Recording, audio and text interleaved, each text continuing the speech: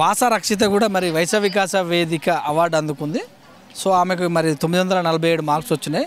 ఎలా అనిపిస్తుంది? బాగానే ఉంది. Not much satisfied. ఏదో సాటిస్ఫై అయ్యా.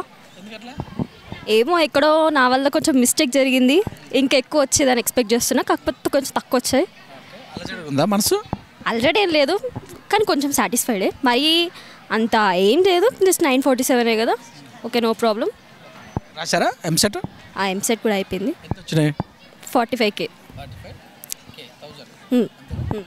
ఏం కావాలనుకుంటారు? సాఫ్ట్వేర్ అయినా ఏదైనా, లేకపోతే ఇంకా ఆర్కిటెక్చర్, ఇంటీరియర్ ఆర్కిటెక్చర్. ఎలా ఉంది మీ పేరెంట్స్ కోఆపరేషన్? ఎలా ఉంది? బాగానే ఉంది. బాగుందా? బాగుంది. ఎందుకట్లా బాగా రెస్పాన్సిబుల్గా మాట్లాడతలేరు? రెస్పాన్సిబుల్ అంటే ఎప్పుడు అలవాట్లేదు ఇలాంటి ఇంటర్వ్యూస్, ఇలాంటివి. ఇది ఫస్ట్ టైం. మార్కులు తక్కువ తెచ్చుకునేది ఉండే మాట్లాడిచ్చే వాళ్ళం కాదు. లేదు, బాగానే ఉన్న వాళ్ళతో ఏదైనా చేయగలుగుతాం, అంతేగా.